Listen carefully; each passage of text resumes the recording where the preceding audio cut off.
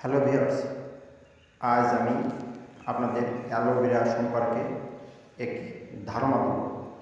অনেকে জানেন না যে এই গাছটা কী কাজে লাগে এবং এটার নাম কী। আজ আমি এই ভিডিওতে এটা সুন্দরভাবে দেখাবো।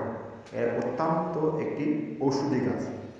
তবে ভিডিওটি দেখতে থাকুন এবং চ্যানেলটি ভালো লাগলে সাবস্ক্রাইব করুন। চলুন এখন এই ভিডিওটা দেখি। অ্যালোভেরা বা ঘৃতকুমারী সুপরিচিত গুরুত্বপূর্ণ একটি ভেষজ ঔষধি গাছ। এই গাছটা দেখতে অনেকটা আনারস গাছের মতো।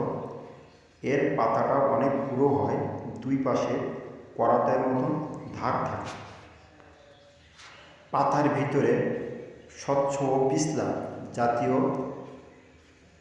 সস থাকে, যেটা অ্যালোভেরা নামে পরিচিত। একটি গাছ থেকে 60 থেকে 70টি পাতা নেওয়া যায়।